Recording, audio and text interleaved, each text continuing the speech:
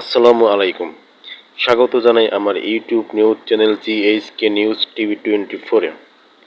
আজকে সারাদিন চলছে ধুমধারাক্কা আন্দোলন বাংলাদেশ কোটা সংস্করণ নিয়ে। আঘাত পাল্টা আঘাত পুলিশের সাথে আন্দোলনকারীদের। এত কিছু হওয়ার পরেও তারা শান্ত নেই। আরও নতুন কর্মসূচি ঘোষণা।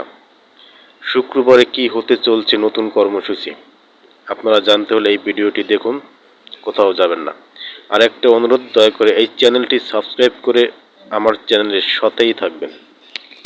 শিক্ষার্থীদের উপর হামলার প্রতিবাদে আগামীকাল বিকেল 4টায় সারা দেশের সব বিশ্ববিদ্যালয়ে বিক্ষোভ মিছিল ও সমাবেশের ঘোষণা দিয়েছেন আন্দোলনরত শিক্ষার্থীরা।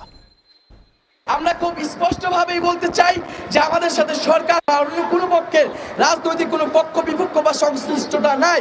সারা দেশে যে হামলা করা হয়েছে, বাধা দেওয়া হয়েছে এবং যারা বাধা দিয়েছে তাদের বিচারের দাবিতে আগামীকাল বিকাল 4টায় সারা দেশের সকল ক্যাম্পাসে বিক্ষোভ মিছিল ও সমাবেশ অনুষ্ঠিত হবে।